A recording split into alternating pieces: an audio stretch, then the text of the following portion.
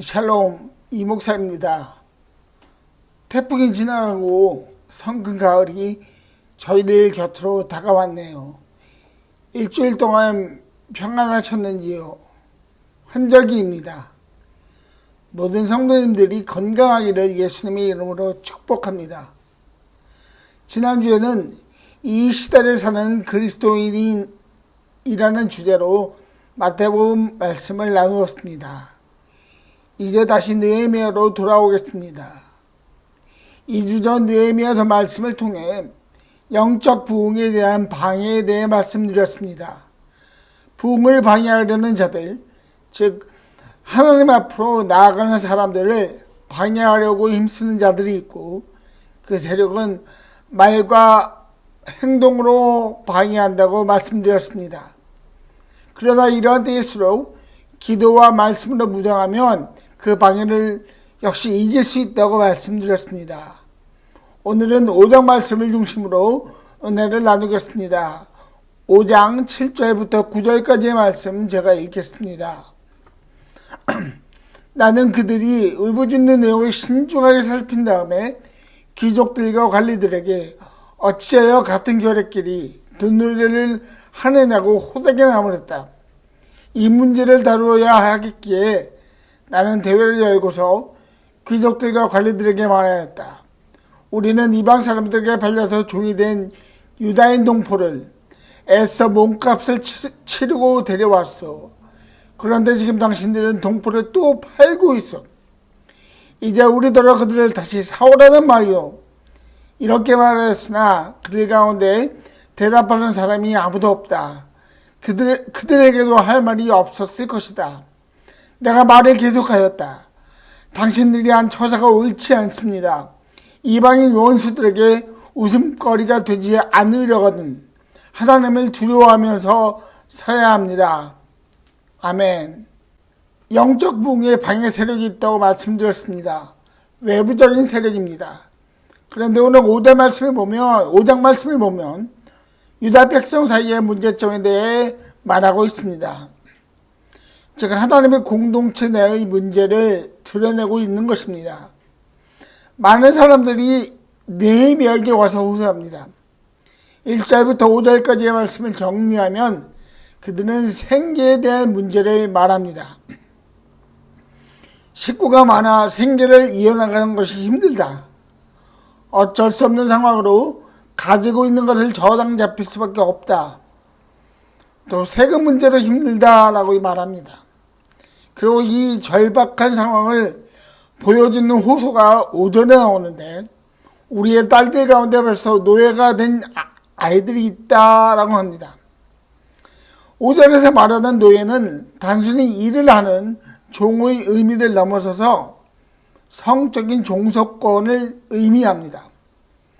같은 동포끼리 더군다나 하나님을 믿는 백성들 안에 이러한 끔찍한 일이 일어나고 있는 것입니다.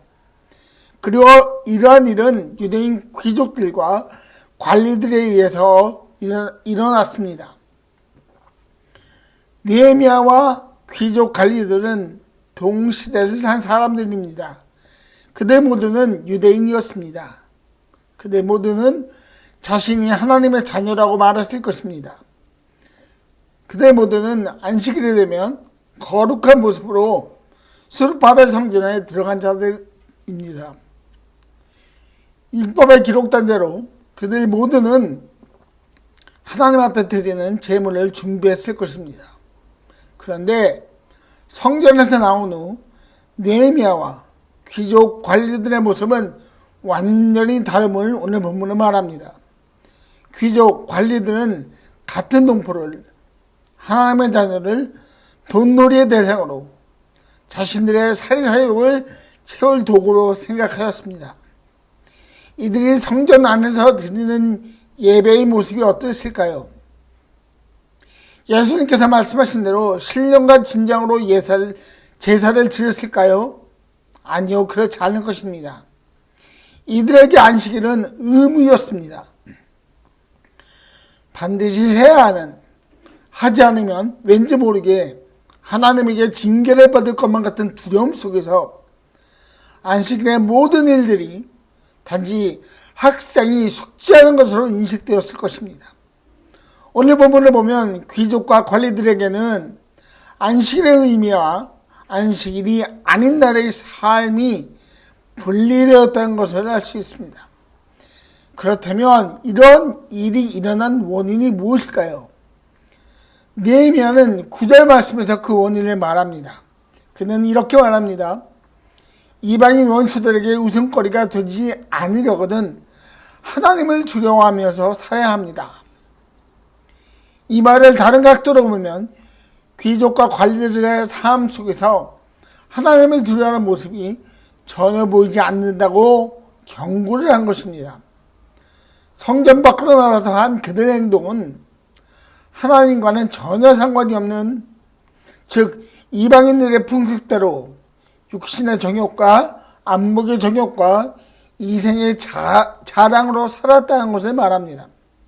율법은, 하나님의 말씀은 오직 안식일에만 적용되고 지나가는 아무런 가치와 의미가 없던 것입니다.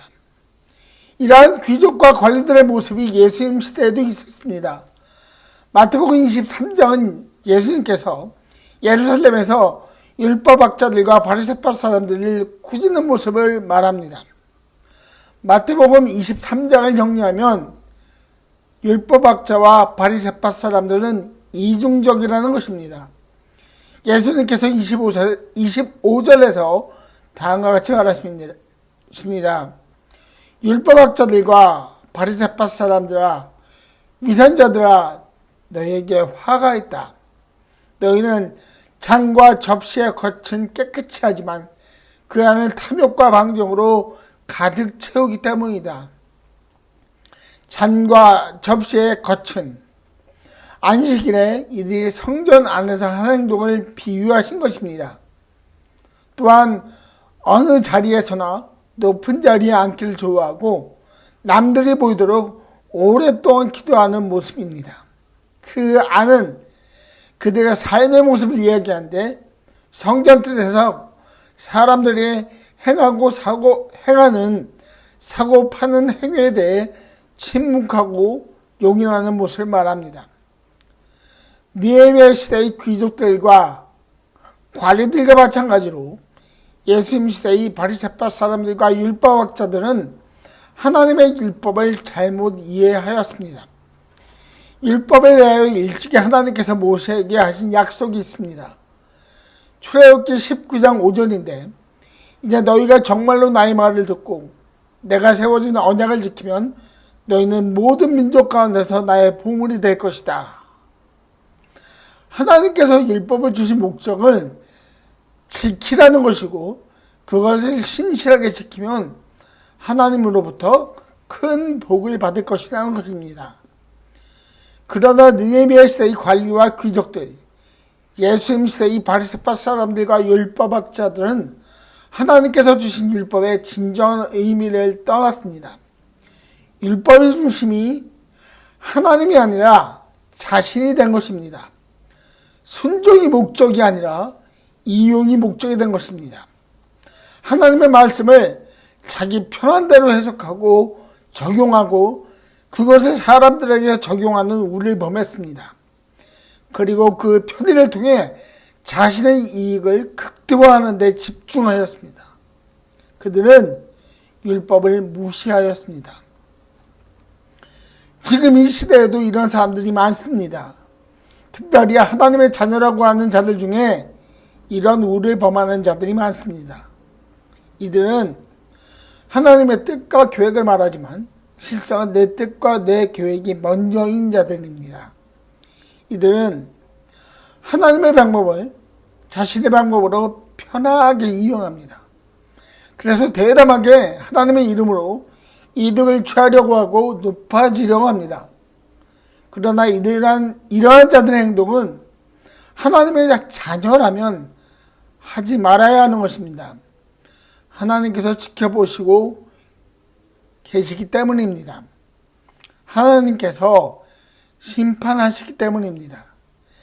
그래서 느헤미야는 하나님을 두려워하면서 살라고 말합니다. 법정에 관한 뉴스를 들으면 느끼는 것이 있습니다. 아, 저 사람은 법을 편의대로 이용하는구나. 아니면 따르려고 노력하는 자이구나를 아는 것입니다. 하나님의 율법 앞에서도 마찬가지입니다. 율법에 순종하기 위해 노력하는 자들이 있고 율법을 자기의 편의대로 이용하는 자들이 있습니다. 하나님께서는 저희들이 하나님의 말씀에 순종하고 수고하는 자들이 되길 원하십니다. 저희들이 순종하기를 수고하려면 가장 먼저 해야 할 일이 있습니다. 하나님을 두려워하고 경외하는 것입니다. 귀족과 관리들, 예수님 시대의 바리새인과 율법학자들과 느헤미야는 구별된다는 것을 본문은 말합니다. 모든 것을 자신의 편의대로 이용하고 누리는 자들과 느헤미야는 달랐습니다. 그리고 그 구별됨은 그의 삶 속에서 나타납니다.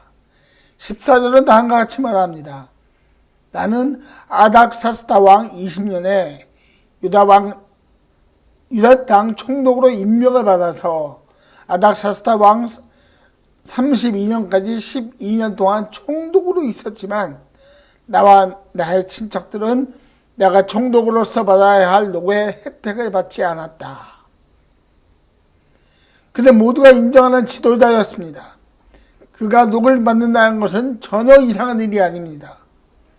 그에게도 딸린 사람들이 있었으니 그들과 함께 하는데 필요한 부분이 있었을 것이고 이를 백성들에게 부과된 세금을 통해 받는 것은 당연한 것입니다.